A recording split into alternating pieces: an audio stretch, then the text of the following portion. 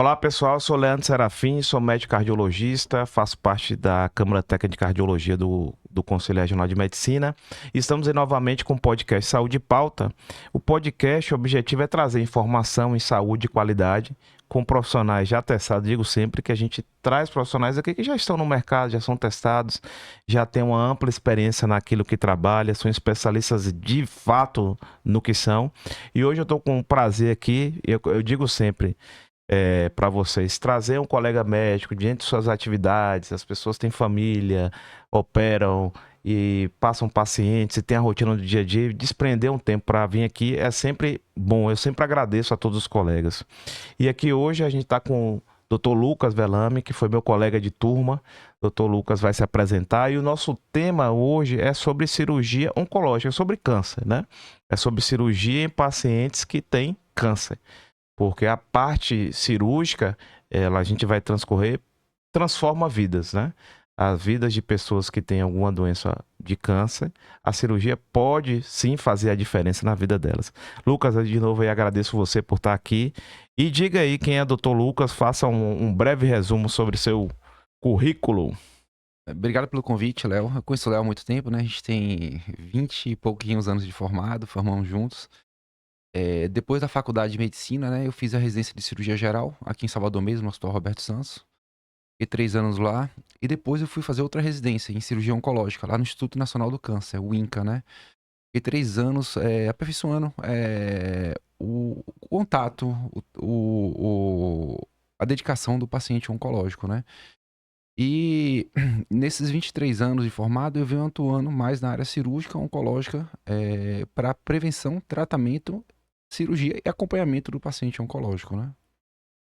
Lucas, o paciente com câncer, hoje em dia, a gente tem muito estigma, né? Eu digo sempre assim, às vezes eu costumo falar no consultório que as pessoas não se preocupam com doença cardíaca, sendo que algumas doenças cardíacas elas matam muito mais que câncer. E muita gente, quando recebe um diagnóstico de um câncer, elas acham que é o fim da vida, né? E, e é isso mesmo, é o fim da vida, não tem mais esperança. E como é a cirurgia oncológica para essas pessoas que estão com determinada doença que podem ser tratadas pela cirurgia? É bem interessante essa pergunta, porque assim, a gente tem que dividir bem o câncer, né? O câncer não é uma patologia única, né? Câncer, pronto, e a sentença está dada. Não. Tá? A gente precisa muito saber qual o estadiamento do câncer, se ele está sendo diagnosticado no início, qual o local do tumor e o subtipo do tumor. Isso tudo muda muito mesmo em relação a sobrevida, prognóstico e tipo de tratamento, né? Existem várias formas de tratar o câncer a depender da sua localização, do seu subtipo e do diagnóstico, quando é mais precoce. Por exemplo, você tem um câncer de pele não melanoma, que é um câncerzinho que é um dos mais comuns que hoje em dia tem, em estágio inicial, uma cirurgia de até 15, 20 minutos resolve o problema e o paciente sai curado da cirurgia, tá? Então, assim, depende muito do seu subtipo e localização do tumor e o precoce, o diagnóstico precoce é fundamental nessa história toda de tratamento. Esse diagnóstico precoce que você fala, o que seria assim? O que a pessoa faz para ter um diagnóstico do câncer, né? De várias, seja assim, de várias localizações. É fundamental mesmo o acompanhamento médico específico. O paciente precisa ter um acompanhamento de quem entenda do assunto, né? Por isso que é muito importante você escolher de maneira correta seu médico para acompanhamento. Um médico clínico geral mesmo, que tem uma formação clínica correta, consegue fazer esse acompanhamento do paciente, encaminhar para quem precisa. Surge uma manchinha diferente na pele, que o paciente percebe, tem que ter uma avaliaçãozinha dermatológica. O paciente, a partir dos 45 anos de idade, precisa iniciar a colonoscopia, fazer o acompanhamento colonoscópico, tá? Que vai depender, a periodicidade vai depender do que encontrar na primeira colonoscopia. O paciente, a mulher, precisa do acompanhamento ginecológico para ter o diagnóstico precoce dos cânceres de mama e câncer ginecológico que pode haver. Se você tiver um diagnóstico precoce, o tratamento é muito mais simples. Até lesões pré-neoplásicas podem ser tratadas e não evoluir para o câncer também. Então, assim, a importância do acompanhamento, né? Acompanhamento clínico, ter bom estilo de vida. Existe, assim, na questão do oncológica, do câncer, algumas especialidades que algumas pessoas já estão até inteiradas, né? Eu digo assim para o público geral. O oncologista, né? Que é o médico clínico, aquele médico que faz a avaliação oncológica depois de um determinado encaminhamento. E existe o cirurgião oncológico, né? Quem trata. E também existe outra especialidade que é a de radioterapia, enfim, tudo relacionado à doença de câncer. Eu digo assim, a população geral, de uma maneira geral, o que eu vejo assim na minha prática de consultório, com muita gente tem na família um amigo ou, ou um parente que já teve o câncer de próstata. Ou uma pessoa ou tem um amigo ou um parente que tem câncer de mama. Então eles estão mais ou menos assim, até um pouco cientes de como essa situação nessas pessoas próximas ocorre. Divida um pouco para a gente essa questão da oncologia hoje, essa questão clínica, onde entra o cirurgião oncológico, essa questão outras de radioterapia, se necessário ou não, para o público leigo entender essa seara do tratamento de câncer. Isso é muito importante. A gente tem pilares diferentes no tratamento do câncer, tá? A gente tem um oncologista clínico. Qual é a função do oncologista clínico? E assim, e deixar bem claro, a função de todos é acompanhamento e diagnóstico. Todos têm essa função. O oncologista clínico vai ter a função de acompanhamento e diagnóstico do paciente com câncer e o tratamento. Como é o tratamento do paciente com oncologista clínico? É através de quimioterapia e imunoterapia, tá? O radioterapeuta, ele tem a função também de acompanhamento e diagnóstico do paciente. E tratamento. Como é o tratamento? Através da radioterapia. O cirurgião oncológico, é bem importante assim diferenciar o que é que cada cirurgião faz na especialidade em relação à oncologia. A residência de cirurgia oncológica, a gente fica apto para tratar alguns tipos de cânceres diferentes, que a ideia é tratar formar um cirurgião que vai atuar em qualquer local do Brasil para tratamento de diversos tipos de câncer, é o cirurgião oncológico. Alguns podem subespecializar em algum segmento específico da cirurgia oncológica, como o meu caso. Eu me subespecializei no tratamento de cânceres do aparelho digestivo, aparelho ginecológico, pele e partes moles. E a gente também tem outras especialidades que tratam do câncer, como o mastologista, que cuida do câncer de mama também. O cirurgião oncológico também, na sua formação, pode cuidar do câncer de mama também, mas eu não me subespecializei nesse assunto. Eu deixei mais para o mastologista, mas isso acontece com alguns colegas cirurgiões oncológicos. Na residência de cirurgia oncológica, a gente aprende a tratar do câncer de mama, câncer pulmonar, câncer do aparelho digestivo, câncer ginecológico, câncer de pele e partes moles e câncer cabeça e pescoço. Alguns colegas que vão para regiões mais distantes, como o norte do país, que não tem um grande número de médicos, acabam atuando em todas as áreas. Outros que vão para centros maiores subespecializam em algumas áreas específicas, como foi meu caso, tá? E a gente tem a parceria também com outras especialidades, como urologia, que cuida do câncer de próstata, que na minha formação eu trato disso, mas após a formação, como eu estou no grande centro, não trato mais, tá? Então, qual é a formação, o que é que um cirurgião oncológico faz? Acompanhamento do paciente oncológico, diagnóstico e tratamento. Através de quê? Através do tratamento cirúrgico do câncer. Coincidentemente, ontem eu atendendo, ela é uma paciente minha, que eu já acompanho já há algum tempo, ela e a família. Depois, em off aqui, eu vou até discutir esse caso com você. Mas foi uma paciente que ela teve se eu não me engano, um melanoma. Ela é branca, então, acostumada aqui na Bahia, né? As pessoas brancas, inclusive, depois você vai falar sobre isso daí, e sua especialidade aborda sobre isso. A gente vive num lugar com sol e bastante radiação, as pessoas se expõem muito. Ela, como todo baiano, gostava muito de praia e agora, já com 60 e poucos anos, teve um melanoma. E ontem ela fez cirurgia e pediram um PET scan e veio com algumas outras coisas que a gente depois vai discutir. Eu quero até que depois você avalie esse caso pra gente. Mas assim, diga aí mais ou menos assim, por exemplo, como eu entrei agora, sobre essa questão do câncer de pele, né? Onde entra o cirurgião oncológico, qual é a importância desse acompanhamento, quando é que as pessoas devem, né? Por exemplo, quem está assistindo a gente, não, eu estou aqui com uma lesão, eu acho que eu devo fazer uma avaliação clínica e a partir daí fazer. Eu acho que é sempre bom, eu digo sempre, hoje a medicina está evoluindo para que a gente seja uma decisão compartilhada, né? Onde o médico que acompanha vai conversar com outro colega com especialidades e ali, junto com o paciente, a gente vai decidir qual é o melhor tratamento. Então, qual é a jornada, por exemplo, de um paciente como esse caso que eu te disse, com a lesão de pele e o que ele deve fazer para ter um melhor acompanhamento dessa situação? É bom entender o seguinte, o câncer de pele no Brasil é o câncer mais atuante, tá? É o câncer que mais é diagnosticado no Brasil e tratado é o câncer de pele. Ele é muito comum pela exposição que a gente mora num país tropical, né? A gente tem uma exposição bem intensa à radiação solar, tá? Então, a proteção é fundamental para a gente não desenvolver o câncer de pele, que é a proteção com os protetores solares, tá? E evitar se expor muito tempo no sol. Isso é bem importante para esse acompanhamento, essa prevenção do câncer de pele. A população de pele branca tem uma chance maior de desenvolver o câncer, tá? De pele. O paciente de pele preta, ele diminui um pouco a chance pela proteção que tem a melanina na pele. Forma uma proteção, isso diminui, dá um impacto menor, mas ele pode evoluir sim com câncer de pele também, tá? Tem que se cuidar também o paciente com pele preta também, porque ele pode desenvolver o câncer de pele se for muito exposto à radiação solar. Dos cânceres de pele, a gente tem um câncer de pele, a gente tem uma gama de câncer de pele, mas tem três principais, né? Que é o melanoma e os não melanomas, que são o carcinoma basocelular, carcinoma escamocelular. O melanoma, que é o que causa maior impacto no tratamento de saúde pública, que é o câncer que realmente que dá mais complicações. É um câncer que pode realmente disseminar mais fácil para outros órgãos e o tratamento costuma ser um pouco mais complexo, tá? O papel do cirurgião oncológico no tratamento do câncer de pele realmente é o papel da exeres, da retirada da lesão, tá? Ou diagnóstico também através de biópsia, ou através de cirurgias.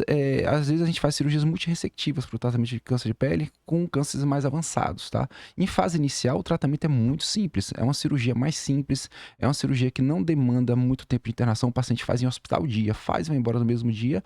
E na maioria das vezes sai curado da cirurgia e tem que continuar fazendo acompanhamento, tá? Mas tem um acompanhamento com o dermatologista também que é muito importante. Por isso que é muito importante essas multiespecialidades médicas, tá? O dermatologista no segmento, principalmente semestral do paciente que já teve câncer de pele ou o paciente que tem uma exposição muito grande, anos e anos expondo à radiação solar, tem que ter esse acompanhamento de forma contínua, tá? O resto da vida. Ô, Lucas, tem uma coisa que é comum a gente ouvir no consultório, que é um medo, e assim, é um medo real que a gente vê pessoas falando e a gente tem que desmistificar. É, Existem vários mitos que eu digo assim no senso comum da sociedade, né? Por exemplo, eu vou fazer uma analogia com a cardiologia. Na cardiologia, todo mundo fala, quando eu vou pedir um cateterismo, mas doutor, cateterismo não mata, não é arriscado? Aí eu sempre explico, até o presente momento, a gente com essa mais de 20 anos de experiência, nenhum paciente morreu no cateterismo. É a doença que mata. E tem um mito também que a gente vê no consultório, que é assim, mas doutor, se cortar o tumor, não vai espalhar? E aí, Lucas? É isso mesmo, se tirar o tumor ali da pele, cortar, ele espalha, porque as pessoas criam uma reação, um medo, né? E às vezes, por esse medo, por esse estigma, por esse senso comum, acabam retardando algo que poderia, no começo, ter mais cura. Ô, Léo, isso é muito importante, assim, que de fato dê um pouco de fundo de verdade em relação a cortar o tumor. Mas eu quero cortar o tumor. Por exemplo, você tem um câncer de ovário, uma paciente que tem um câncer de ovário. Quando a gente vai fazer uma cirurgia, um câncer de ovário bem inicial, que está restrito ao ovário o câncer, quando você vai fazer a cirurgia e retirar o ovário da paciente, se você violar, cortar o tumor dentro da barriga, você pode disseminar o câncer sim, tá? Mas se você tira o ovário, o câncer completamente sem ser violado, você não dissemina. Você trata e pode curar a paciente. Então, a forma que você opera, a forma que você trata o câncer, a forma que você aborda cirurgicamente a lesão é extremamente importante para não disseminar a doença. Por isso que é muito importante procurar um especialista na hora do tratamento do câncer, porque ele sabe a forma de abordar aquele tipo de lesão para que ela não se dissemine. Antes, na formação, a gente dizia que era assim, o cirurgião, o dito cirurgião raiz, né? Nos preâmbulos da medicina, aquele cirurgião, o raiz, aí ele tocava tudo, né? Ele fazia todas as cirurgias, se fosse câncer, se fosse vesícula, abria e tudo. Então, hoje, pelo que você está dizendo, né? Há subespecialidades, inclusive dentro da cirurgia oncológica ainda uma subespecialidade. E o fato que a cirurgia oncológica, ela então refinou, não é isso? Ela refinou o papel da cirurgia no tratamento, né, do câncer. Correto, tá? Assim, é bem importante saber que o câncer não é uma coisa única. Existem vários subtipos diferentes do câncer. E em cada órgão que o câncer tá, os subtipos são tratados de maneira diferente. Então a gente precisa saber como tratar especificamente aquele tipo de câncer. Você não vai tratar igual os tipos de câncer em cada órgão diferente. Não, é cada subtipo tratado de maneira correta e diferenciada para o paciente ter o melhor resultado com o tratamento dele. Então, hoje, assim, por exemplo, na sua área de atuação, como é que os pacientes chegam até você? Qual é o caminho? Ele vai primeiro para o médico X, Y, Z, e a partir daí entra em contato com a equipe que você atua. Me conte um pouco aí para o público como é o seu dia a dia de consultório e atendimento, para a gente entender essa especialidade assim bem. O que acontece, assim, como eu tenho 3 grandes áreas de atuação, que é o câncer de pele e partes mores, o câncer de aparelho digestivo, o câncer ginecológico, a maneira de encaminhamento, geralmente, para meus pacientes, são através de colegas médicos, tá?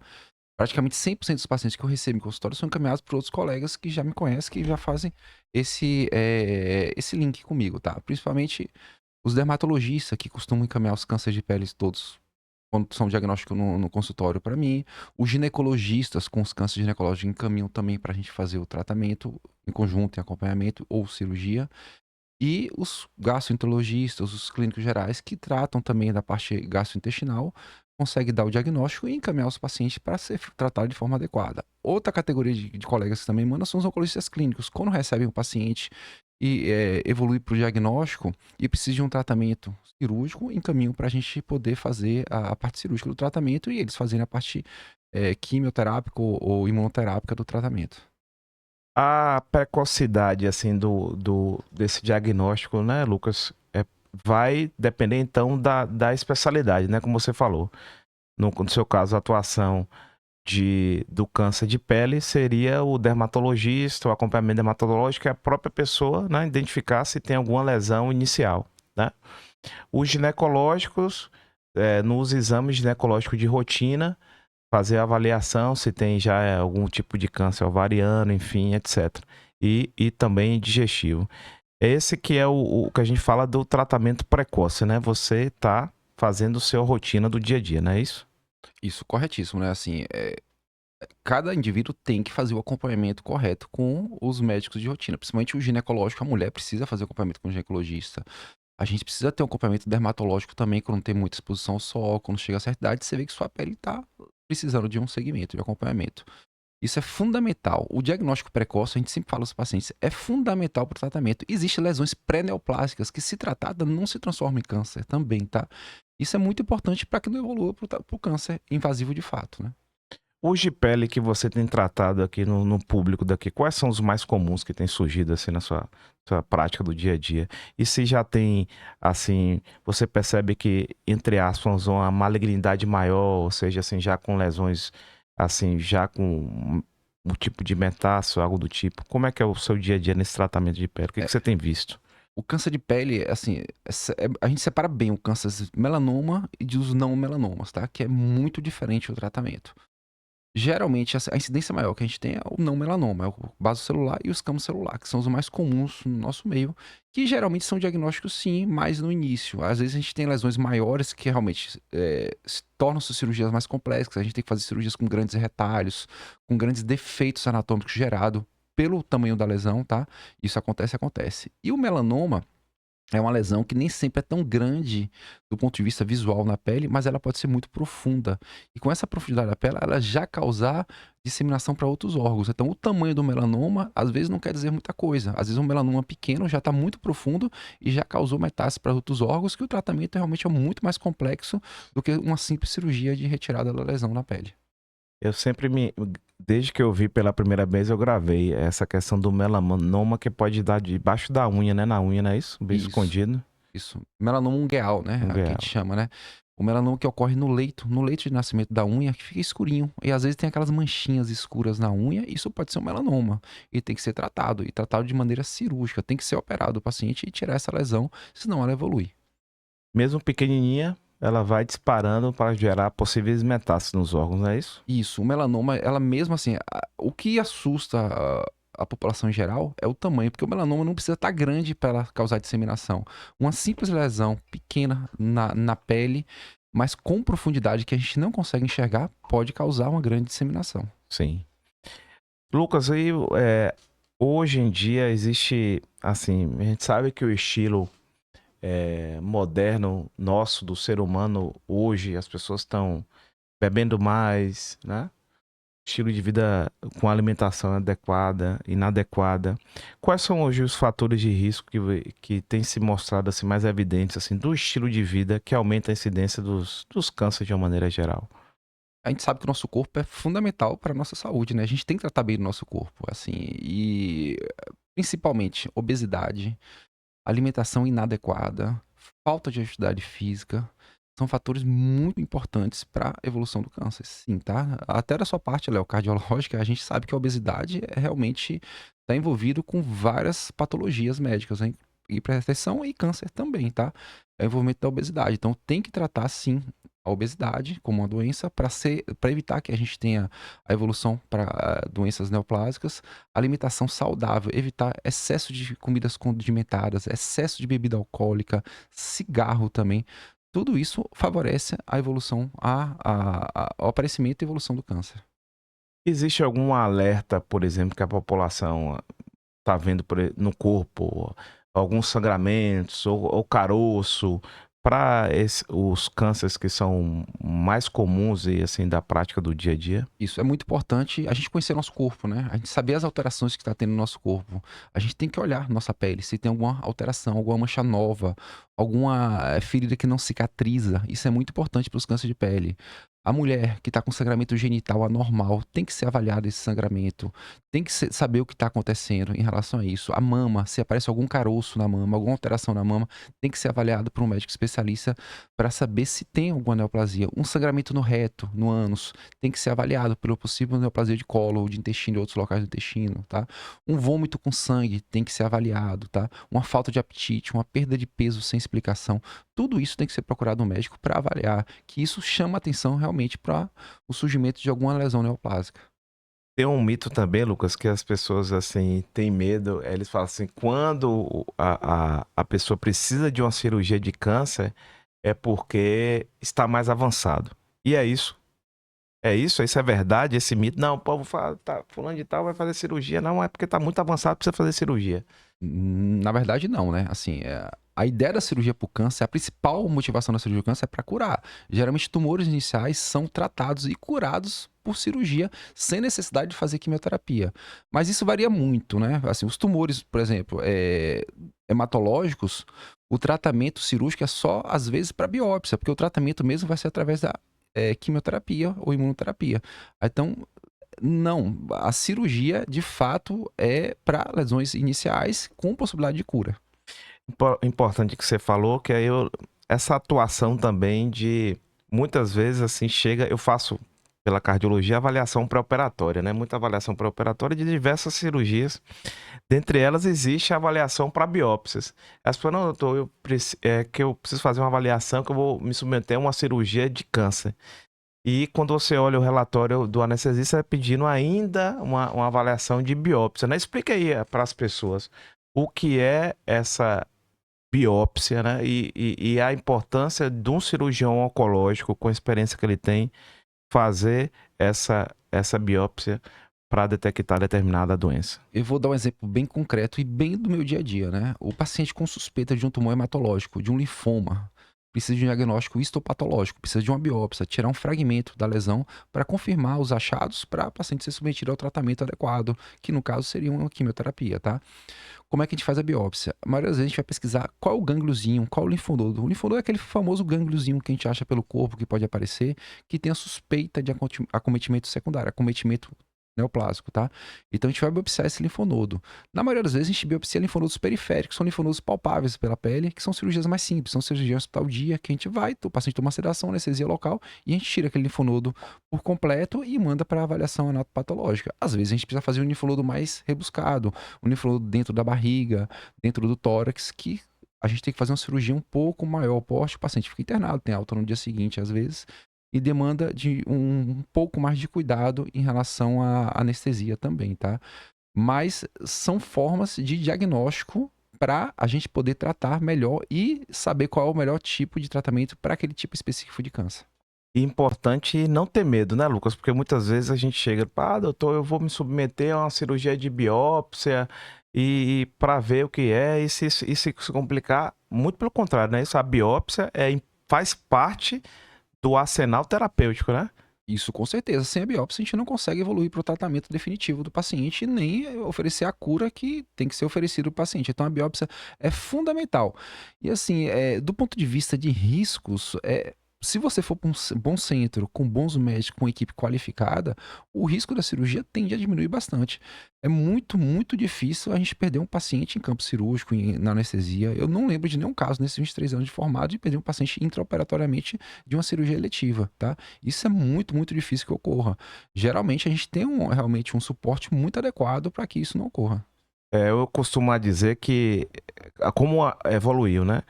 Antes, aquele cirurgião raiz que a gente falava, tempo atrás, não se evoluía esse cuidado de uma avaliação pré-operatória. A anestesia também evoluiu muito. Hoje, praticamente, um centro cirúrgico é como se fosse uma UTI super avançada. E fora o cuidado que, assim, todo mundo, muitas vezes, passa por uma avaliação pré-anestésica e, em alguns casos, precisa passar pela avaliação cardiológica para ver se a pessoa tem aquela condição de fazer a biópsia ou a cirurgia. Então, a mensagem, né, Lucas, que a gente fala sobre isso é que é seguro, como você falou. Não perdeu nenhum paciente. Isso é importante se falar nesses anos que você tem de experiência, assim como eu disse como em relação ao cateterismo. As pessoas não morrem do cateterismo. Vão morrer da doença se não se cuidar e tiver medo, né, Lucas? E é muito importante também a interdisciplina entre as especialidades médicas. Eu preciso do cardiologista fazer a avaliação cardiológica. Por quê? Porque se antes do procedimento eletivo o paciente tiver algum problema cardiológico que precisa ser resolvido para ter um melhor resultado da cirurgia em si, o cardiologista vai fazer isso. Então eu preciso que o cardiologista avalie meu paciente para me dar um retorno, falar que está tudo bem com a parte cardiológica desse paciente, a gente pode submeter ao tratamento cirúrgico sem nenhum problema maior. E também, Lucas, existe, assim, falando um pouquinho, existe emergências oncológicas, né? Algumas situações, por exemplo, um tumor que esteja crescendo, possa ser até benigno, enfim, o que for, e comprimindo algum órgão e dando mau funcionamento, por exemplo, comprimindo algum vaso, comprimindo até uma estrutura como o coração, ou até mesmo a tireoide que cresça muito, comprimindo o vaso do pescoço. Não é isso? Existe também a emergência oncológica, não é? Existe sim, e é muito frequente isso, principalmente pacientes que não têm acompanhamento médico, que o tumor vai crescendo, né? Um exemplo bem clássico que a gente pode ver é o tumor coloretal. O tumor coloretal ele pode crescer e fazer uma obstrução intestinal. O paciente obstruir e ficar vomitando, a barriga descender, inchar e precisar de uma cirurgia de urgência para resolver esse problema, tá? Isso é muito comum ainda na nossa sociedade. Isso geralmente é causado pela falta de acompanhamento com equipe especializada médica, tá? Ainda mais assim, existe ainda um estigma, né, das pessoas a não submeterem a alguns procedimentos, por exemplo, a colonoscopia. Faz parte da minha anamnese perguntar, dentre outras situações, se a pessoa se submeteu à endoscopia e colonoscopia. E não invariavelmente me impressiona o número de casos de pessoas que ainda não fizeram colonoscopia para triagem, né, e prevenção de doença oncológica. E ficou um pouquinho assim mais evidente com esse caso da artista, né, que teve, infelizmente, faleceu sobre de uma doença que ela mesma disse que nunca tinha feito a colonoscopia, e para não chegar a esses casos de uma emergência oncológica, precisar fazer uma avaliação, uma cirurgia para que a pessoa... Aí sim que é mais complicado, né? Os riscos são maiores, né? De uma emergência oncológica. Isso, a cirurgia torna-se mais complexa, né? Torna-se a cirurgia mais complexa e mais complicada e as sequelas podem ser maior. Por exemplo, um paciente que interna obstruído por um tumor coloretal tem uma chance grande de sair com a ostomia, com a colostomia, tá? O paciente que é operado de forma eletiva raramente sai, a não ser que tenha necessidade pela localização do tumor, pelo subtipo de tumor, tem necessidade. Mas é raro sair. Mas na emergência não, é comum sair com a ostomia e a paciente não precisa, nem sempre precisa ficar definitiva a ostomia, mas é uma coisa que demanda realmente um incômodo para paciente social, mas que dá para paciente conviver e viver bem com a ostomia. A cirurgia, assim, pode, como você falou, pode ser curativa, a cirurgia oncológica, assim, no seu dia a dia, que você vê quais são as patologias que estão. Essa aqui, com a cirurgia oncológica sendo feita de forma precoce, eu curo. Quais são essas na sua prática do dia a dia, que a cirurgia atuando para a cura do câncer? Isso a gente tem que deixar bem claro. O que é cura de câncer? Tem cirurgias de tumores mais iniciais, como o tumor de pele, o CBC, que é o carcinoma basocelular de pele, que a gente faz a cirurgia, que a gente sabe que a chance de retorno dessa patologia é extremamente baixa, tá? Tem outras, um câncer coloretal bem no início, que a gente chama de tumor T1, a gente fazendo a cirurgia, a chance de retorno dessa doença é muito baixa.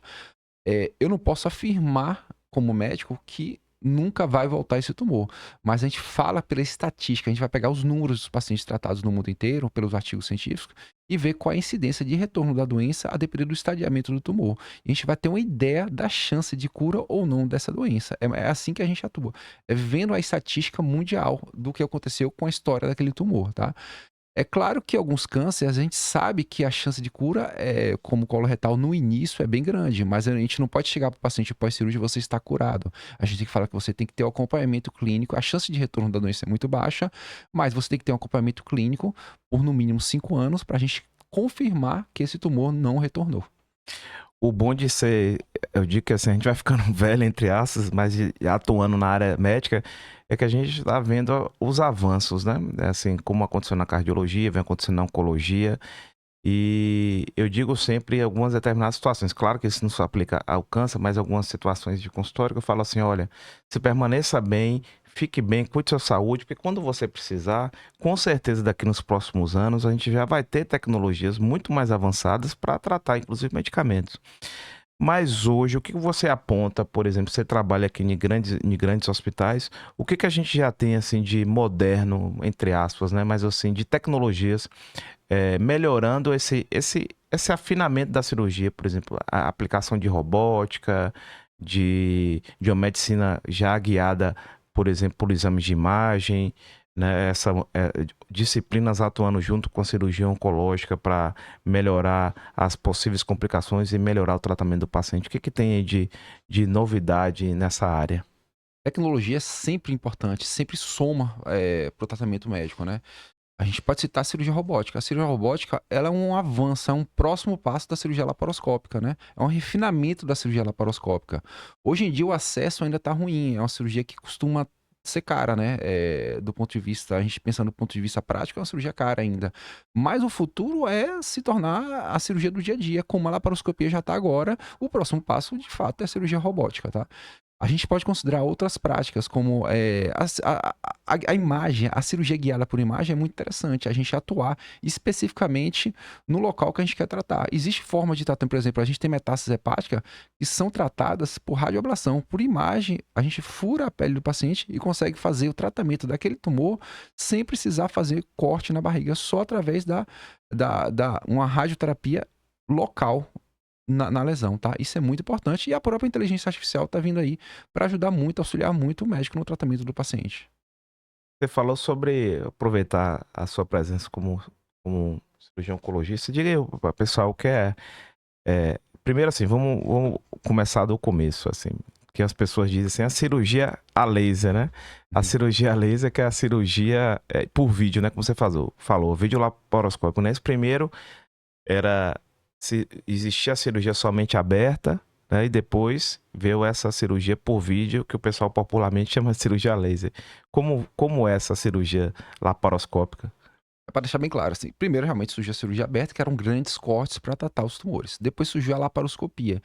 A laparoscopia, a população pensa que não tem corte. Tem corte, mas são pequenos cortes. Como é que a gente faz? A gente faz pequenos cortes. Se for tratar patologia abdominal, no abdômen, faz de 3 a 5 cortes no abdômen, a depender do tipo de patologia, o tipo de cirurgia que você for oferecer ao paciente.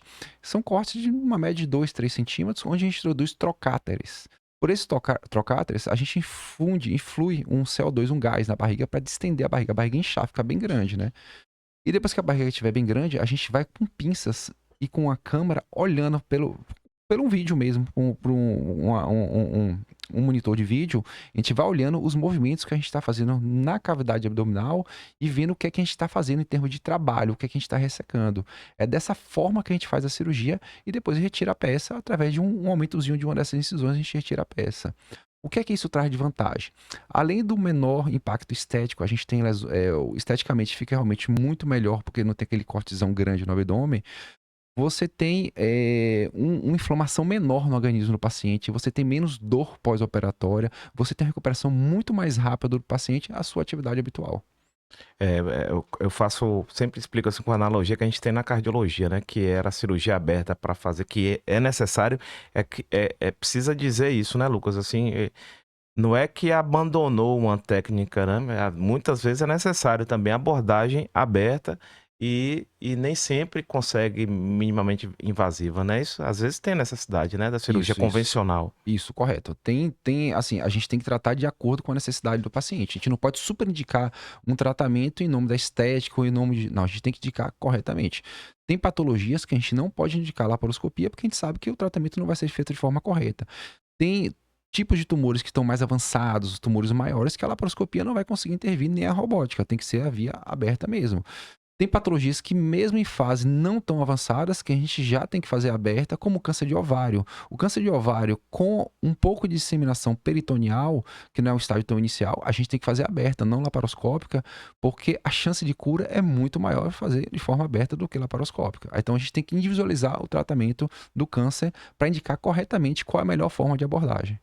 E sem sombra de dúvida, como você falou, né? O novo ainda não está disponível, como hoje está mais disponível a cirurgia por vídeo. A robótica, você acha que vai ser a realidade no futuro? Que as tecnologias que elas vão baixando de preço, né? É uma tendência para a cirurgia oncológica o uso da robótica? É sim, com certeza, tá? A robótica, quando a gente opera por robótica, a gente vê que é mais fácil de se operar do que por vídeo.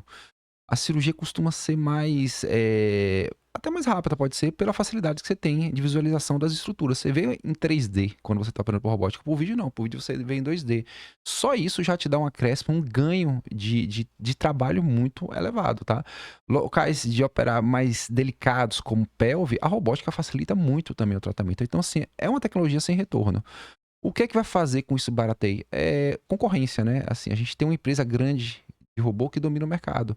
Estão surgindo várias outras empresas que estão entrando no mercado que vai gerar concorrência e diminuir o custo do produto e facilitando para que todo mundo possa ter acesso.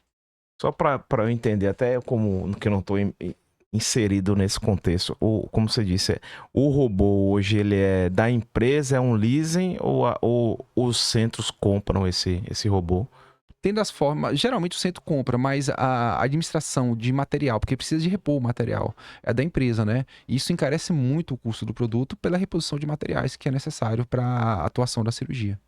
Com certeza, com a tecnologia que a gente está vendo, aí, inteligência artificial, provavelmente são tecnologias que vão começar a baixar, né? Porque cada vez mais a gente vê a medicina avançando e trazendo novos, que a gente chama players, né? Empresas que baranteiam aquela tecnologia. Eu faço analogia com exames de ultrassom e eco, que antes poucos lugares aqui em Salvador tinha, era muito caro e hoje a gente consegue no consultório privado colocar uma máquina que faça ecocardiograma, POCs, enfim, que ajuda bastante a gente no dia a dia.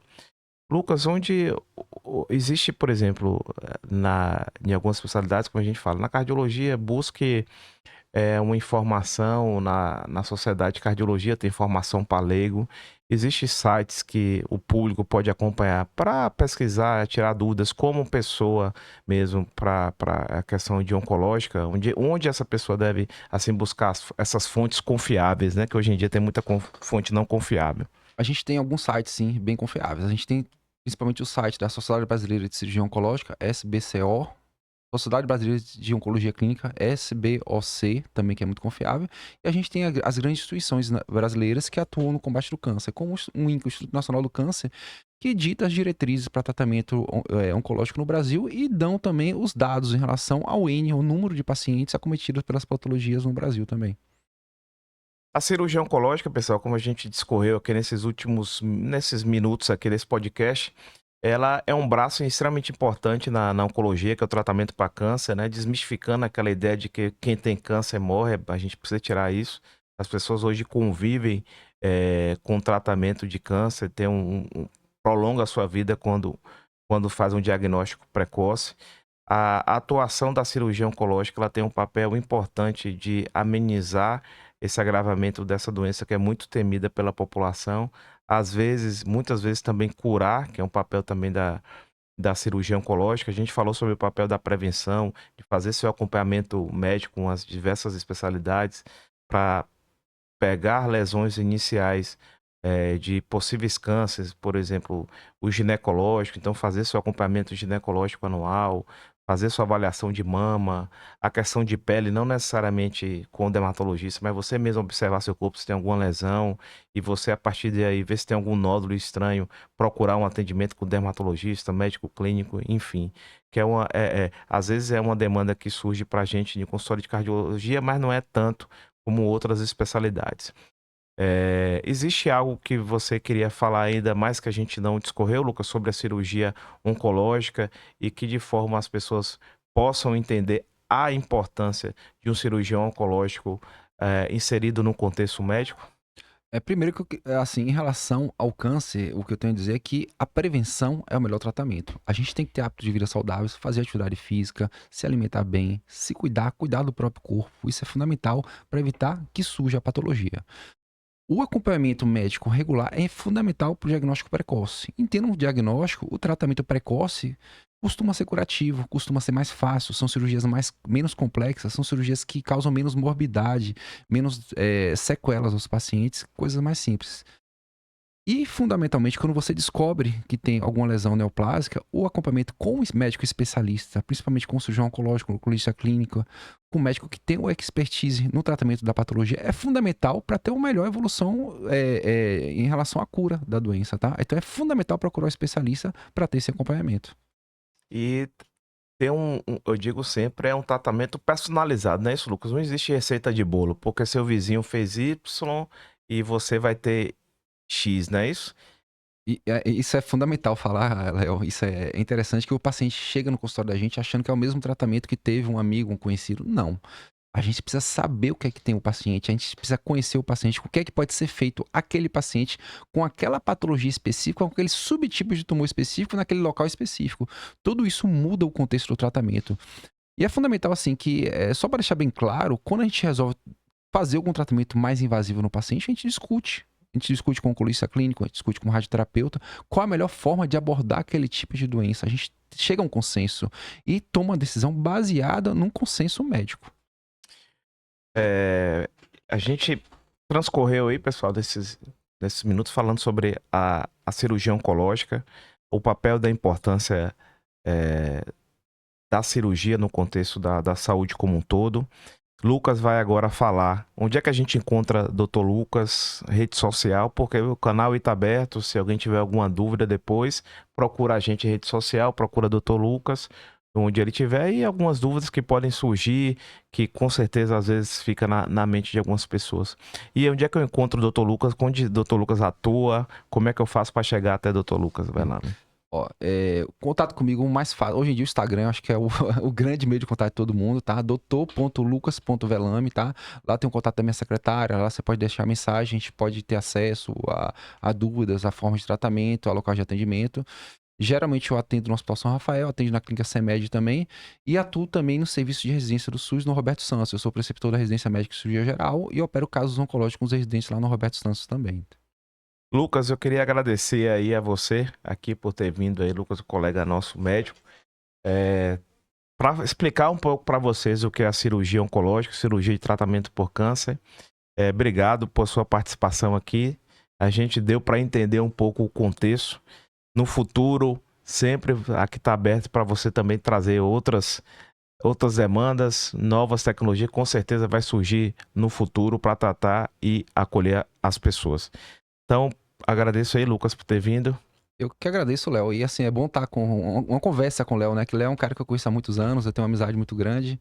Nossos filhos são amigos também, é um cara que eu gosto muito. E obrigado aqui por participar desse momento com você. Pessoal, obrigado aí por ter acompanhado o Saúde em Pauta. E nos siga aí nas redes sociais. Eu, Leandro Serafim, Dr. Lucas Velame, e estamos aí a dispor para dúvidas futuras. Até o próximo episódio. Até breve. Bye, bye. Tchau, tchau.